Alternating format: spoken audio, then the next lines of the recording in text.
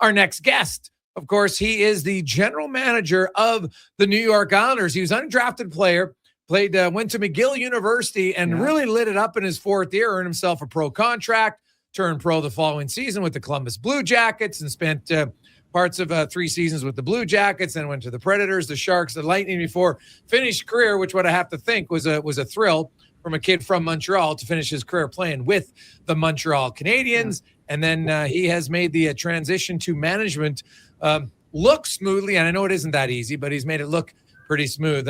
Matthew, welcome to the show, man. How you doing? Hey, thanks for having me, guys. Hey, I really appreciate you coming in. First of all, as a GM of an NHL team, and how do you watch these Olympics? Well, of course, I'm cheering for Canada, so my Andre Palat almost broke my heart today. But listen, I've seen Pally score those goals quite a few times. I think it's funny because I saw on my feed today, like his 2022 when we lost to Colorado in the final in Tampa. I think he scored 3 or 4 goals, game-winning goals in the last 5 minutes of the game in those playoffs. So Pally's done that.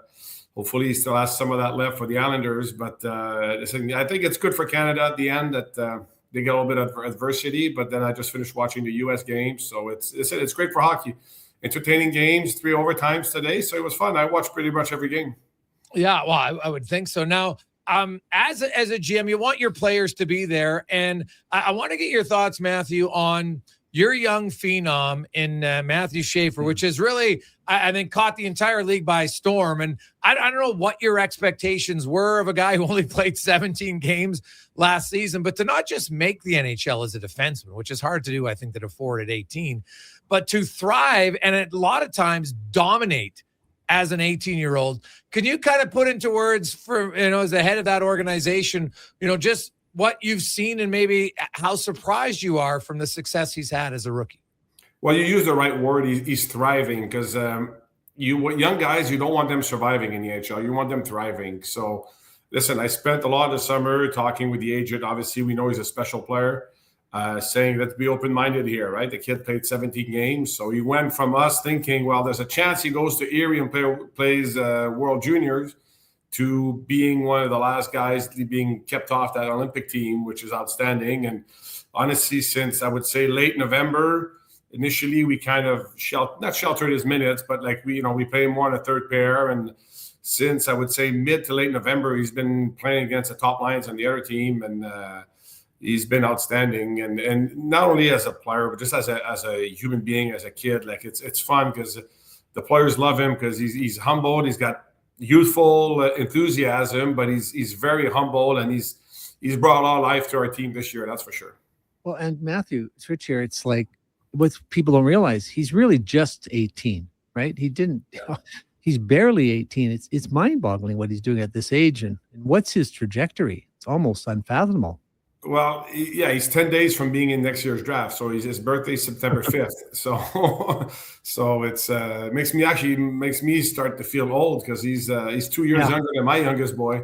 So, but listen, the sky's the limit. He's really, honestly, I really started training camp saying, let's see what he has. And then every game he got better.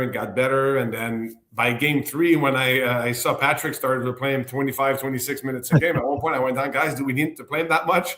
But he gives us a chance to win, right? So after, I didn't even wait the 9 games. I called his GM in Erie after game 6 or 7. I said, yeah, you're not getting him back this year. And he goes, well, we were kind of expecting it when you started seeing 24, 25, 26 minutes. So does he still have things to work on? Of course. But like what I love is we played Edmonton in January. Obviously, Connor was on a 22-game point streak, and like he was thriving on the challenge. He was excited. Actually, I met Rich that morning, and when I was in Edmonton, what's crazy is like he was excited before the game to play against McDavid, getting the D's. Like, hey guys, let's do a job on McDavid. Like he's 18 years old. Like instead of being all right tonight, I'm playing McDavid. He was excited by the challenge, and that's the kind of mindset that you want in a player that's going to have a huge role on our team for many years to come. So it was great to see. And listen, Ilya Sorokin played an awesome game that game. That's why we won 1-0. But I guess we did stop Connor's point streak. So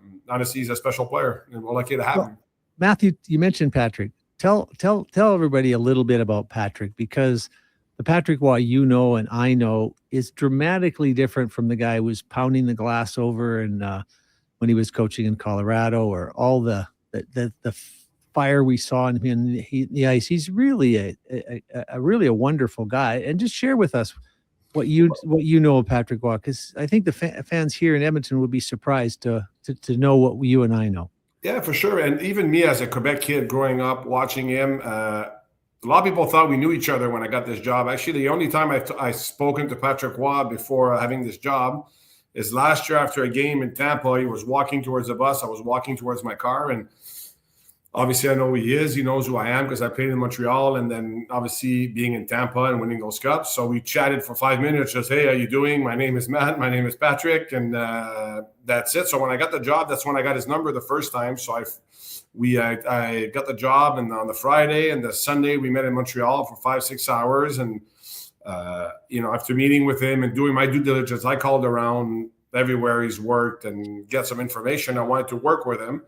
And you know what I told him? Actually, I told him that maybe a month and a half or 2 months ago. My perception as a Quebec kid, seeing him in the media and coaching junior, was Patrick is my way or the highway, right? I know more than all of you.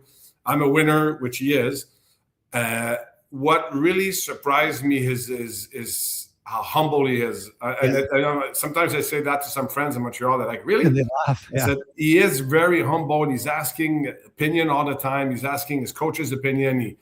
Obviously, even during the break, we talked almost every day. He's asking my opinion. Even sometimes I said, hey, it's your decision, So, and he's really a team player. And like I said, I told you, Rich, last time too, like Patrick's independent financially. So for him to coach for 14, 15 years in junior, riding the bus, to Cape Breton and Baie-Comeau and these places, like you got to be passionate. So I've really enjoyed working with him. And that was my biggest surprise. And I told Rich when I met with him last month is, that was my perception as a Quebec kid, because you see the fire in his eyes, right? It's like, and you heard what happened in Colorado. You're like, oh, like it's my way or the highway, and it's absolutely not the way he is. Like, so I've really, really enjoyed. I think Matthew, he may have been that way. I think he's really matured, and I mean, I think it surprised you a little bit to see that not only was he reaching out to you and to others to learn his craft, he'd even reached out to me to seek out an individual that I know very well that has had an impact on a lot of people's lives, coaches in NFL and NBA. And I think you were even surprised to find out that he got that number from me. And that just tells you how passionate he is. I'm sure I'm not the only agent he reached out. I mean, Patrick Waugh is like a lot of the great athletes. He wants to be the best he can be. And sometimes I think, Matthew, early on in his career, he was his worst enemy. Right. Well, forced enemy comes a pretty good enemy. Well, I think what happened is his passion used to, I like it a little bit like Kobe Bryant. Kobe Bryant talks about early in his career, he wanted to be the best player. And that's Dominic Hasek and Patrick Waugh and Sidney Crosby and Kobe Bryant. But towards the end of his career, he realized greatness came from making other people better. And I got to know Patrick when we had players playing in Quebec, and he surprised the daylights of me in terms of how he handled himself and how he really was. I had one of my players, Adam Ernie, basically lived at his house almost because he was dating his girlfriend at that time's daughter. And but I just think over time he just was able to conquer that. And what Kobe found out, just when I elevate others and we win, that's greatness. And I really think Patrick's found a different type of greatness in the last few years. And you're right, Rich. Like and I don't mind mentioning because Patrick has mentioned it, but Patrick wants to improve, so he reached out to Rich because he knew Rich knew a gentleman, a sports psychologist called Michael Gervais, who's worked with the Seahawks. He's worked with multiple athletes. He's a really well-known person, just to help him with his message to the team, to the players, and we talked about it. I wanted to hire a sports psychologist, but Michael, is probably too high profile for what I wanted, because I wanted someone, when we did hire someone, that's going to go to Bridgeport, our AHL team, is going to talk with our junior kids and all that, which that wasn't necessarily Michael. And Patrick, just because of I guess, continuous improvement, or whichever you want to call it, self-improvement, he's actually spending it from his own pocket. So he's not even asking the team. So he's like, and at one point I said, hey, Patrick, we can help you. No, it's for me. It's to help me be a better coach and communicate better with the players. So I'm I'm taking care of this. So like, he's not just going, I'm Patrick Roy, I got a big name, and wherever I coach, it's going to work. So he's trying to get better, which is a great quality that he has. He doesn't think he knows everything because he's won cups. He listen, even when we talk about our goalies, Patrick's humble enough to say, he told me, he's like, I can't coach a position today. Yeah.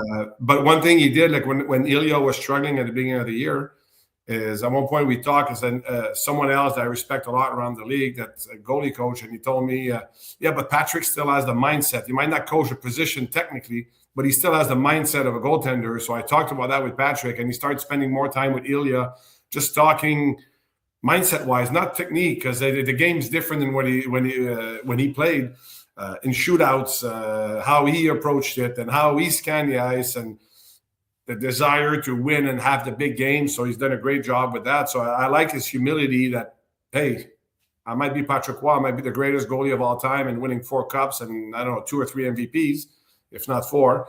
I have work to do on certain aspects of the coaching job, and he took it upon himself to get better. I remember him talking to Adam Ernie one night. We were out for dinner, and he asked Adam when he started preparing for games. And Adam, said, I get there at 4:30. I work on my sticks. Patrick said, wow, you take that? You wait that late? And then he went through story after story about how he would lie in bed the night before and visualize Yzerman, Shanahan. He has a pretty good idea what they're going to do from having played them. And he plays the whole game in his mind before he even gets to the rink the next day. And I think those things that people don't know about, like a young Ilya Sorokin doesn't know about. I mean, Patrick has so much to impart just from the way he conducted himself, away from the rink, and the massive amount of preparation he did that really goes unnoticed because he's doing it between the sheets in a hotel on the road.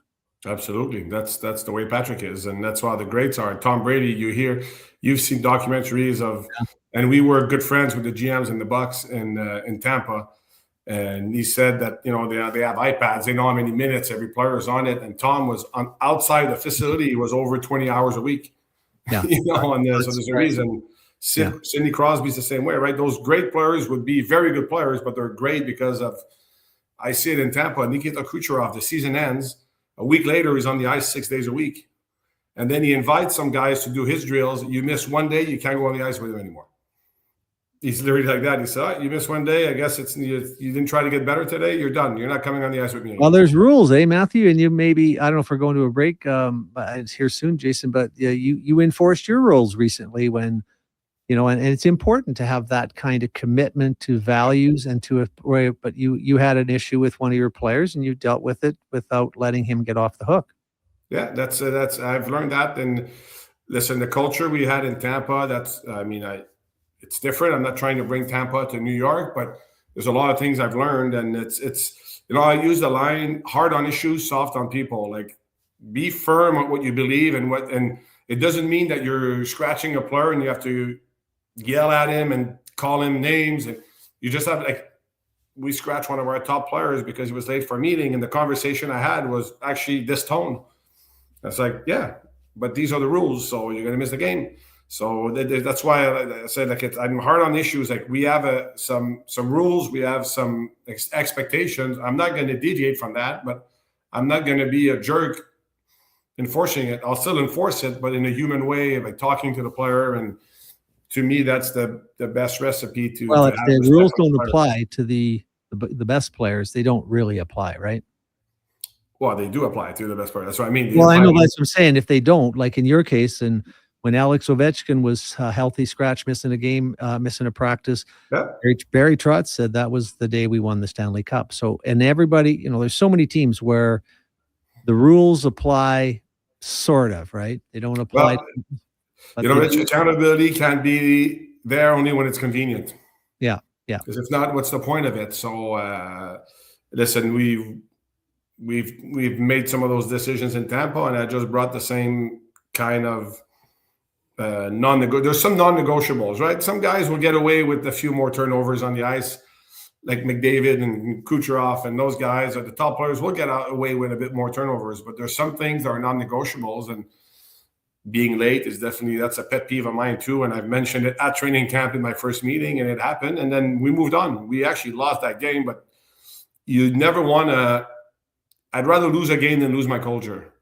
Yeah, So it was okay to lose a game and then we went on a tear after that. And so I think your culture is more important than just the result of one game in an 82-game season and many seasons that you're going to be there. So that's the way I view it.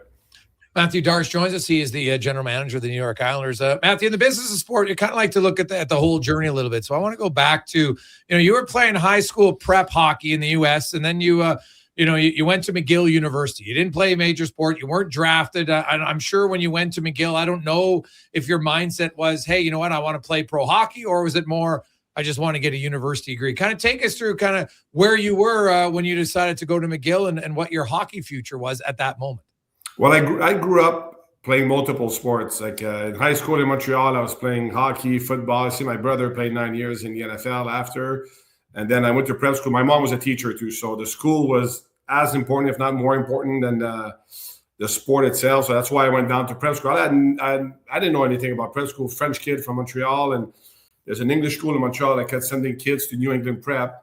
And they like multi-sport athletes. So actually the football coach after a game they started knowing the family through my brother before me. They came to us and said, hey, they knew I was a good hockey player. I was a good football player. And they said, I think Matt could be a good profile for prep school. So I actually ended up going to Choate in Connecticut, and I played on the football team, the hockey team, and the golf team. Oh, wow. And I had, because it's 3 semesters, usually do a sport a semester. Yeah.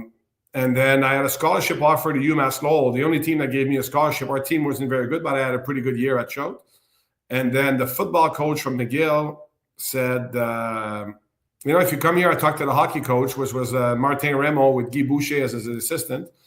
They say, if you come here, we'll let you play 2 sports. And my brother was playing at McGill and football, only football. So I was like, you know what? I'm going to go back. And I turned down a D1 scholarship because did I think I'd play pro? Yeah, like any kid from Canada, or like it was a dream, but you don't really think about it, right? So I went back to McGill. My first year, I actually had 1 assist in my hockey season.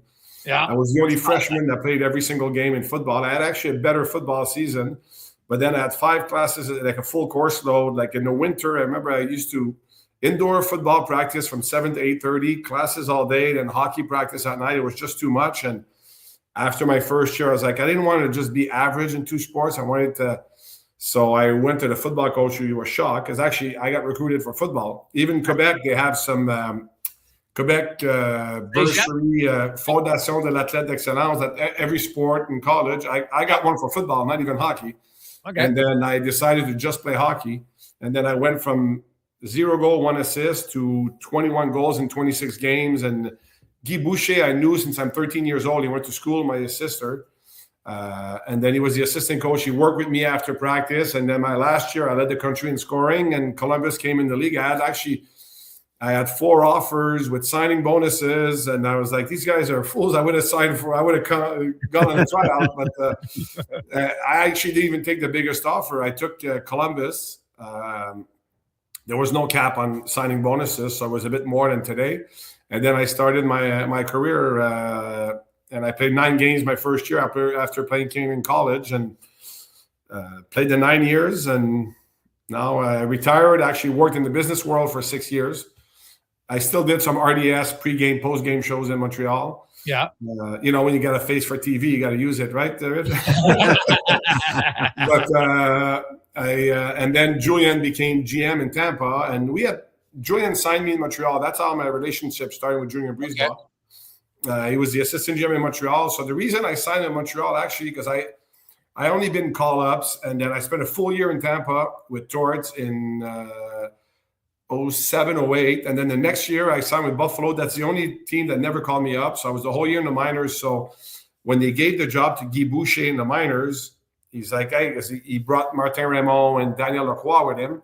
And he was telling Julian, I want a good vet. I know Matt. Like, can you bring him? He'll be a good vet for us. We had PK Subban coming in and guys like that. So Julian signed me, and that's how. I was a good player in the AHL, obviously, and that's how our relationship started. But even then, after a few months, I ended up in Montreal. I finished 3 years in Montreal, And when Julian left for Tampa, actually, I'm the last contract he signed. It was my first one-way at 33 after my first year in Montreal. So he probably like, I'm giving this guy one way. I got to get out of here. So anyway, we stayed friendly. Like once a summer, we used to go to dinner with our wives, but we never talked about working together. But he knew I'd want to get back in hockey eventually. But I had opportunities. But I had a great job in Montreal with Delmar. My wife was working. Did a bit of TV. My kids were in high school, but then when Julian became GM, he called me and he goes, "Listen, they were playing in Montreal." I mean, we talk once a month about what's going on in hockey. He likes to pick people's brain. Julian's like that. Like he calls people just to. Yeah. He likes the way I was thinking, and then he said, "Why don't you come meet me for breakfast at the Ritz?" So I kind of knew he wanted to talk about something like that, and he said, "Listen, I just became GM. I need someone to replace me. So, but I need someone with me in Tampa." So obviously the hesitation was actually I was taking a salary cut to go there. But then my wife at one point, and who's outstanding because she followed me, my wife has a master's. She has better grades than me at McGill. That's where we met. And she put her career on hold for me. And she had a job, but she's like, "Hey, you always said you wanted to be a GM. This is your chance. If you don't take this one, I'm just letting you know, I'm okay to go. The kids will be fine." They were 14 and 16. And I still hesitated, and but she goes, "If you don't take this one, I don't want to hear it anymore because this is your last chance." You know, like but it's the best chance you can have, really. Yeah. I came in right away first few years I didn't have the title of assistant GM, but I got it after a couple of years, and my job didn't change. It's just a title. So I came in fairly high in the hierarchy, I guess. Yeah. And Julian trusted me. I was kind of his guy too, and we went on to win 2 cups and the final in the first 3 years. I'm like, this job's easy. I'm like, come on.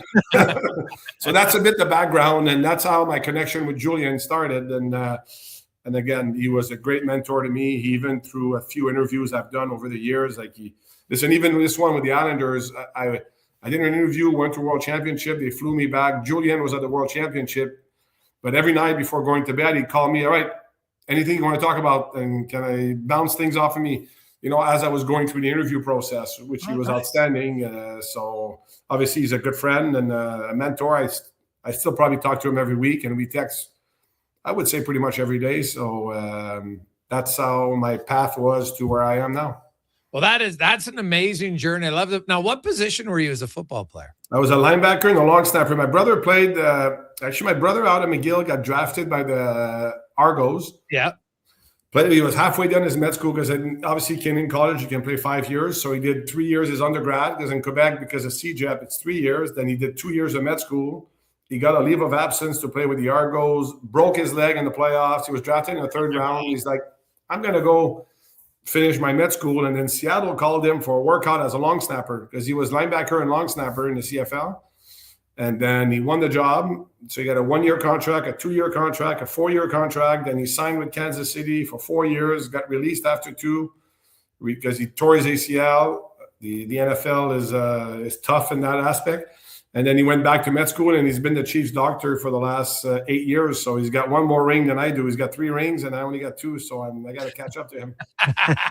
Well, no, yeah, that's Jean-Philippe, right? Or JP, yeah. they call it? JP, yeah. Yeah, so no, that's amazing. So obviously you got some athleticism in the Darche family. So Matt, we're going to take a break, and then when we come back, I talk a little bit more about that business side. And even though you were out of hockey on your business, I want to see how that helps you maybe on the business side of hockey next year on the Gregor Show with Rich Winter and Islanders GM Mathieu Darche here on Sports 1440. And our special guest today, the business of sport, the general manager of the New York Islanders, who are currently sitting in 3rd place, right behind the Pittsburgh Penguins in the race for home ice in the Metropolitan Division. In his first year as the GM, of course, was hired by the Tampa Bay Lightning as director of hockey operations back in May of 2019, won 2 Stanley Cups with them, and was hired as a GM of the Islanders in May of 2025. So May's a good month for you for getting hired, Matthew. But I do want to talk, in between retiring, you were the VP of sales and marketing for Delmar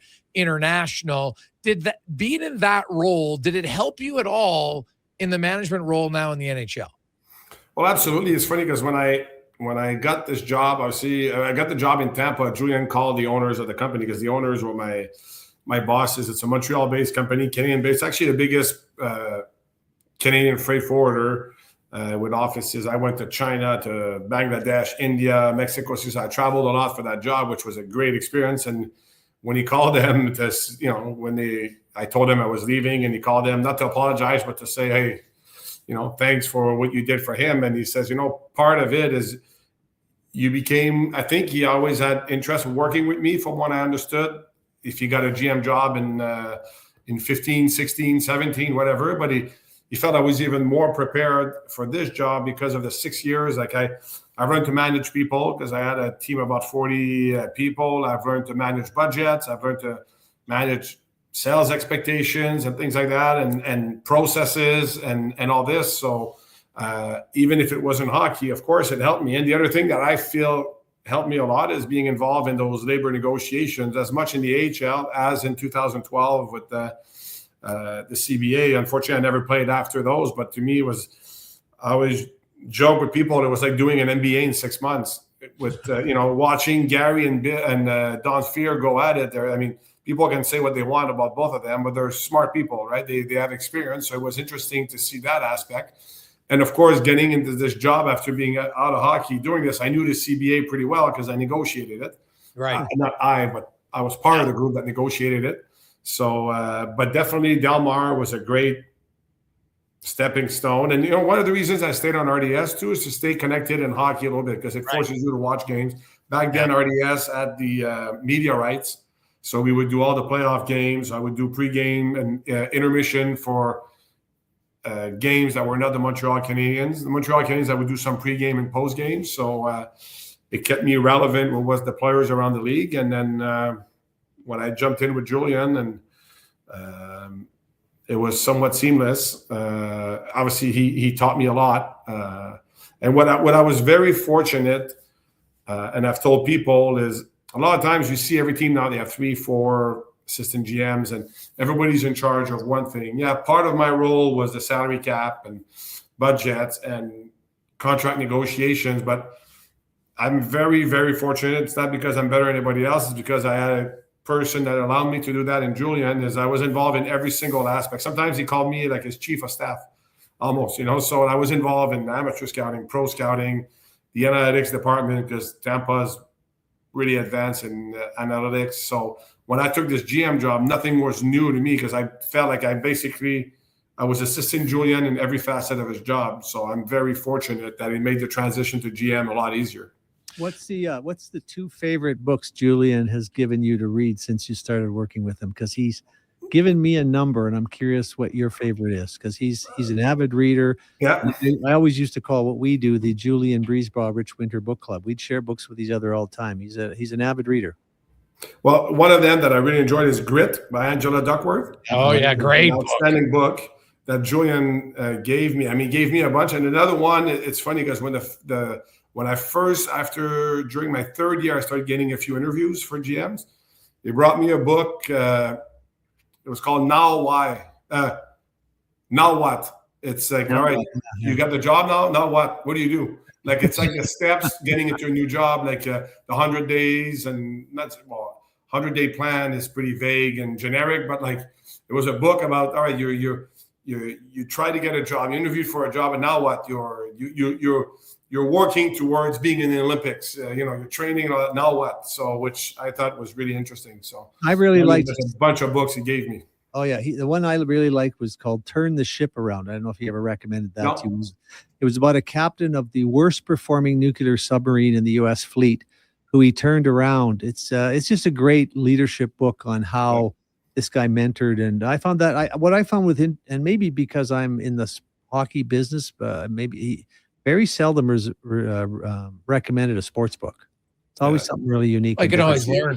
Another great one that I liked is from David Epstein's called Range.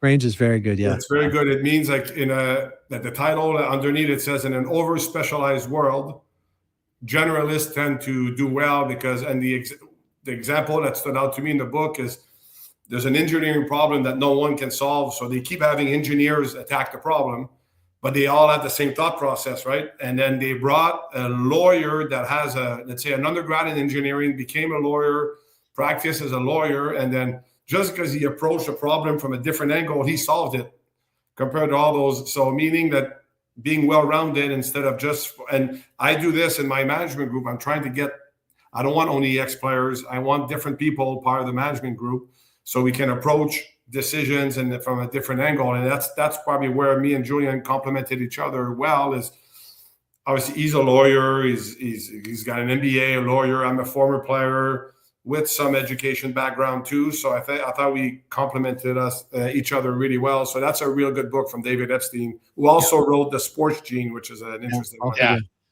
Mathieu Darche joins us, GM of the Islanders. Now, Matthew, you mentioned when you're in Tampa Bay, you got interviews for a few other GM jobs. And I've talked to guys before who say, like, going through that process, that can, even if you don't get the job, there's lots you can gain from it. I know one of the teams you interviewed with was Chicago. And did you not interview with like multiple different people for that job? Like outside, like guys who weren't even working for the organization, like former players even? Yeah, at the end, like whatever, they start with a bigger group. I mean, Chicago is the one that were posting who they were interviewing. Yes. And there was a process with a headhunter that like very defined, here, prepare these things in presentation. And there were some assessment tests and all that. And at the end, when they narrowed it down to 2 people, then we did separate interviews with 3 former Blackhawk players on top of it. And so yeah, it was interesting. You know what? Every one of them were different that I did. And the reason I stuck by 2 is felt every one of them ended up in the final 2. So I was like, listen, Julian told me also more often than not, they know who they want before it starts, those interviews. Yeah, exactly. And that was definitely true there, Matthew. There was a president who wanted somebody that she could control, and she got it. I don't know. Again, that's not for my purview because I think Kyle's done a good job there. He's done a good job. And I like Kyle. He's a really good friend of mine, so I like Kyle. Yeah, even the other ones, which is fine. It's for you to convince them, which I felt I did here in New York. And there was a few close calls, but it's fine. I felt I got better in every interview. And when I got to the Islanders interview, I just decided, like, let's not try to tell them what I think they want to hear. Let's just get completely my plan directly and prove to them that I know what I'm doing, and I'm how can I say it? I say with authorities, meaning I'm confident in my plan. Yeah, and that's what I presented here, and I was fortunate enough that they gave me the opportunity. And I always joke with them at one point that people ask me, I said, I fooled them, but it's okay. I fooled my wife 25 years ago. She's still with me. Hopefully in 25 years, I'm still here. But no, it's been a great working environment. The ownership group has been outstanding here. And I think we're having a pretty good season. It's still a lot of work to do in the last 24 games. We have 24 left, and it's going to be a grind. The playoffs have basically started, especially in our division. You win 2, you're in second or first place. You lose 2, you might be out of the playoffs. Yeah. Now you mentioned that, telling them what they want to hear compared to my plan. And I think that, that's anywhere in the world. A lot of times, oh geez, I want to present well, but I also try to want to say, what they want to hear. So now that you know that it works better when you just, hey, I'm going to give you my plan. I'm confident in my plan. When you were going through the hiring process for yourself now, Matthew, as the GM, to find people below you, do you tell them that outright? Don't tell me what you think I want to hear. Tell me what you're confident in. How does that work now that you're the one who's doing the hiring? Well, the best line, and I'm going to get back, and you're going to think I talk about Julian all the time, but first year, I told Julian at one point, I said, you know what, Julian, my job's to give you my opinion when you ask for it. And he goes, no, your job's to give it to me when I don't ask for it. So, and that's what I want. Like when we did 2 trades before, like a week before the break there, with Palat and Carson Soucy, and the Palat trade, obviously, like there's the cap hit. I'm giving a player back that, it helps reduce the cap hit. I'm getting picks. And at the end, I was all right, this is the deal. And I have a chat that I call the cabinet, and I go, all right, talk me. This is what I think I'm going to do. Talk me out of it. Yeah. Try to, I want a devil's advocate. I want you to, and sometimes Julian, when he told me that, I would really agree with him, but I would just go in with well, what if this and this? So just to bring a different angle, and sometimes by just talking it out, you think about different things. So I can't stand yes people. Like I don't want yes people with me. Yeah. I want people that will challenge me, and I hope people become GMs, and I hope, I want them to, every time I make a decision, at the end of the day, like your job is you're getting opinion from your staff that you trust. Patrick's part of that too, like because obviously he's coaching a team, and then I got Ryan Bonus and Steve Pellegrini. I hired Matt Martin too, that just retired. So that's a perspective of a guy that just retired, that was in the dressing room too. So I'm asking all their. At the end of the day, I'll make the decision. So whether it works or not, that's my responsibility. But I want everybody's opinion. And like I said, I told them, tell me why I shouldn't do this. And some of them had some argument, well, maybe we should get this instead, get this, and then we debate it. At the end of the day, I have to make the decision. Someone needs the hammer, right? Because if not, you can paralysis by analysis, right? You can just go in circles because there's always a risk to every transaction. So you can always find, well, what if this doesn't work out? Yeah, but if you never make a mistake as a GM, then maybe you're not trying hard enough, And that makes sense. And so that leads me to Matthew. Now, you've obviously been involved in trade deadlines before with Tampa Bay, but now you're the GM, and your team is in a position here where you're right in it, as you mentioned, but it's close. But you're in a really good position from your previous experience, and you've seen teams when Tampa was right in the. There's a difference of we're a legit cup contender. That's what we're going for, compared to we're building up there. But when you're building up there, Matthew Schaefer has been a surprise. I don't think anybody thought he would be a 25-minute night and like dominant defenseman. So you look and say, hey, we got one of the best goalies in the league. We got a better team. How often do you kind of change your mindset leading in to a trade deadline as it's led up to it, like compared to maybe in November? Now you're like, hey, I might owe it to my team to have to make a significant move. How do you balance that? In a way, like when the season started, people ask me, what's your plan? Honestly, I want to evaluate at the start because we changed a bit the way to work and the culture, because not that before it wasn't good or not the way I wanted it. And one of the places I interviewed asked me, are we hiring Julien Brisebois 2.0? I said, no, yeah, a lot of things I've learned from him. But if I try to be Julien, I'll be a phony. And if he tries to be me, he'll be a phony. We have different personalities. So I want to see how the guys react. And we have, Pelech and Pulak have had their best years in a few years. And the Horvats at the Olympics, and Ilya has been great, and then we have Schaefer, we have Emil Heinemann that's been great. I mean, a lot of players have been playing well, so we put ourselves in this position. And one of the reasons whether I do something between now and the deadline, obviously I'm on the phone every day, but even if I don't, actually, I already made 2 moves. There were subtle moves that didn't cost me really many assets, but improving the team. I just felt like it's on the players put themselves in the position. It's not about me. It's not about the coaches. When you win, I don't care what people say. It's the players. It's not the coach. It's not the GM. Yeah, we all have a role in it, but the most important people for you to win is the players. So at the end of the day, so the players put our team in a position where we were. And I just felt once we lost Romanov, I wanted someone with a bit more. Like our call-ups actually did a great job.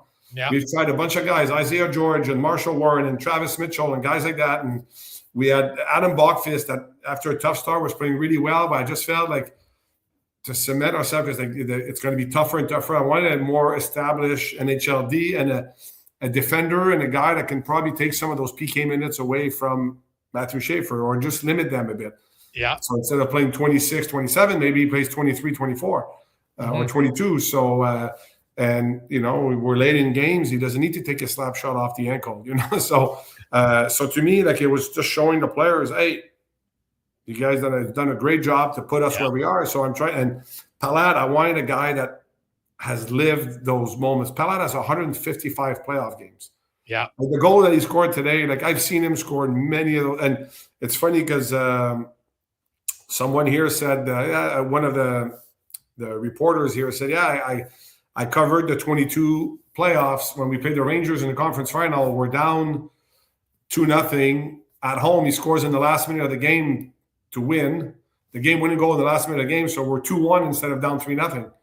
So like he's played those moments before. So I just felt like the way he plays, he blocks shots, he plays playoff hockey. So at the end of the day, after those, I think my team is better. Would I do something else? I'd love to get another scorer, but everybody does. They don't grow on trees, right? Like, and the ones that have them, they don't want to get rid of them. So it's easier said than done. People always, we need this, we need that. Yeah, I'd love to, but the good players, the teams don't tend to give them away either. So, and I got 2 first-round picks. I have no problem moving one of them for a player that makes sense, not just for this year, but for a few years going forward. Because I don't want to, what a team is, I don't want to give a first-rounder for a rental that I lose at the end of the year, but I have no problem, and I've learned that in Tampa, we've rarely gotten a rental. The only one we've gotten was David Savard, but we won the cup, and it worked out. It's just the cap was so flat that we couldn't pay him. But you look at Barclay Goodrow, Blake Coleman, they still had a year on their contract. Brendan Hagel had 2 more years on his contract. All these guys are RFAs that you still control. You still have the player. It's just a question of agreeing on the contract, but you're not losing him for nothing. So I got no problem doing that if the right opportunity comes. Yeah, just one quick side note. You might really want to pick up Michael Gervais' podcast this week or last week, because he interviewed Angela Duckworth, and I think you'll find it really interesting, and might mention to Patrick, because gets into some stuff that I think is right in line with the culture you're kind of nice hard there. So you'll enjoy it. Now, Matthew, you said it earlier how I'd rather sacrifice a game than sacrifice my culture. And a lot of people hear the word culture, and sometimes I think they try to minimize it, and they feel it's not important because it's something that a lot of people from the outside can't see and definitely can't feel. So in your experience, how do you build a culture? And more importantly, what are the keys to maintaining it? Well, to me, it's through actions. It's not like culture gets thrown out like, oh, culture this, culture that is how you, I don't want to say enforce, because it sounds too much like I'm trying to jam it down their throat. That's not it at all. But we expect a certain work ethic, behavior from the players, and you got to stay consistent with what you expect. Again, like I said earlier, accountability is a big thing in sports, and it can only be when it's convenient. When, it's a 4-line guy that's late. Oh, we'll scratch him. But it's first-line player. Well, so I think it's just being consistent in the way you act and having the right message. And I think, and Rich can attest to that, being an agent, is I'm always honest with the players. Like I'll have the conversation on this tone, but I've told guys, listen, when I started in 2000, you'd see the GM, you'd be like, oh, almost like everybody puckers up, and there was more the mentality. Not every GM was like that, but there was more the old school mentality, that fear, managing through fear. I like to manage through care. That's my way of doing. That's my personalities, and it doesn't match other people's personality. And the way they're doing it doesn't match my personality. But I believe in managing with care. But that's why I said earlier, hard on issues, soft on people.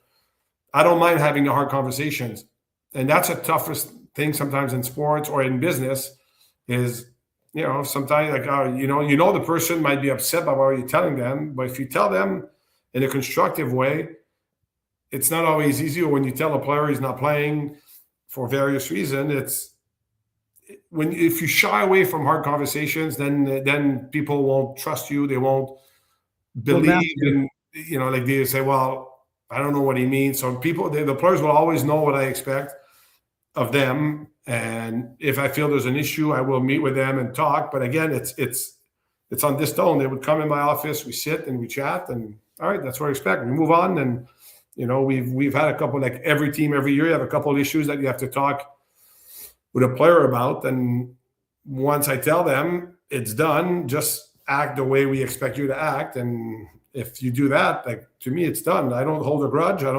It's like you have to be able to have those hard conversations and make the hard decisions. And all those years in Tampa, we've had to let go guys like Palat, like Killorn, like McDonough. Steven Stamkos was a huge one. Ironically, I went on a 4-day trip with my wife Monday to Thursday last week, and the first guy I see in a restaurant is Noah Dobson, who I just traded last summer. But we had a nice conversation. It's business, right? Like it's and actually I enjoyed chatting with him. He was in a great mood, and I think that trade, both teams got what they wanted. People always look for a winner in a trade. It's okay to have a win-win trade. Yes, totally. So that's my way of managing it away. And the culture is to be consistent in what you believe, and not just when it's convenient. And, well, I want this, but today might be a tough conversation. No, you got to have it.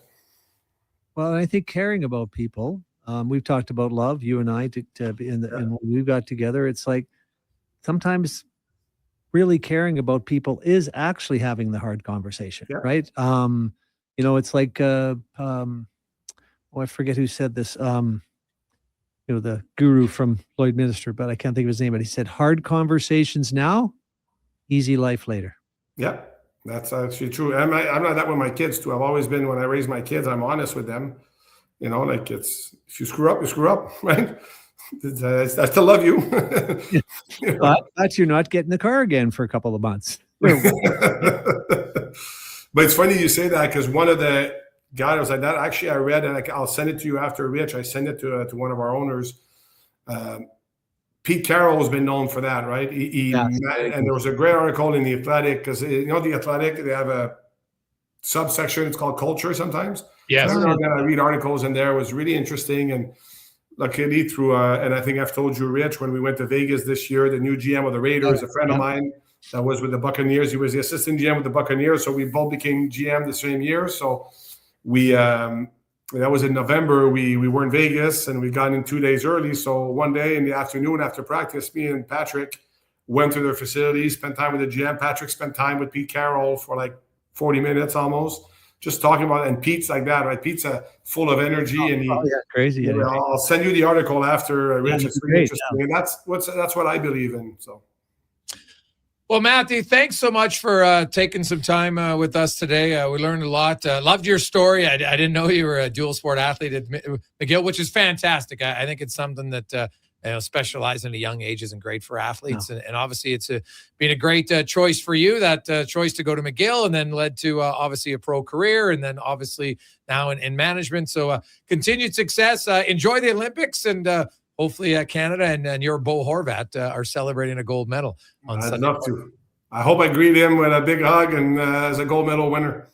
Awesome. Thanks so much, Matthew. Best of luck. Okay. Thank you. Thanks for having me. All right. That's Mathieu Darche, the GM of the New York. Man, I've only actually spoke to Matthew once before. Yeah, it was very limited. It was in a scrum, but my goodness, you can see why he is a leader of an organization. Yeah. Just how he speaks, how he's very honest, knows who he is, right? Confident, without being cocky, and has had a lot of life experience. Well, it's been really interesting for me to watch him go from lieutenant to general, because he's very much understands his role. Like, he would say, well, Rich, when I become a GM, maybe we could talk about that. But Julian this and Julian that, is very respectful. And it's really been interesting for me. A lot like this particular podcast was spending time with him a month or so ago when they were here. We spent a couple hours together just shooting the breeze and talking. And, there's a lot more to Mathieu Darche than you figured out in that scrum. And I even learned over the 2 or 3 years I dealt with him. He's a really bright guy who's a really, really compassionate guy, loves his players, loves the people around him, and treats everybody respect, returns phone call. He's going to be successful. Yeah. And you know what? Those two moves, Palat, and getting some veteran guys around your young players, because they don't have a ton of experience in that core. Right. And those, I don't think anybody thinks the Islanders are a team that's going to go to the Cup, but they might win a round. Might win 2 rounds. Like, Carolina is not like there's no Tampa Bay in their division. There's no Colorado in their division. There's no Vegas or Edmonton. Like, they don't have like a real dominant team. Yeah, and Pittsburgh, and who knows, like that Crosby thing is going to be interesting to watch. I really hope for his sake and the Penguins' sake, and then, Team Canada's sake, that it's nothing serious. Yeah. But for him to leave a game, it doesn't happen very often. So, Rich, great stuff, man. Enjoy the now check you for you, because you've had so many checks over the years as clients. Are you watching that, or is it still pretty easy to be like, no, let's go there Canada? Was a time when I was one of the few people. I remember going to the World Juniors in Red Deer, and I had 21 of the 23 players on the team. I wasn't cheering for Canada, but I was wondering what they were thinking when I took all 21 of them out for dinner. Like, maybe Rich is too busy, but they never seemed to bother them. And of that group, I think 20 of them played more than 200 games in the NHL. They didn't win. I think they finished 4th or 5th, but that was a pretty good team to have the hook into that we did. So, no, I've had a soft spot for Czechia, but over the last number of years, so many agents, so much going on there. My partner, who was tremendous recruiter, he died about 10 years ago, and we just didn't, Miro was the gold, Miro was the guy. So we just didn't want to deal with a lot of issues, a lot of under the table money stuff going on there, and just was. Although I've got a couple of really good new ones, so we'll see what happens the next few years.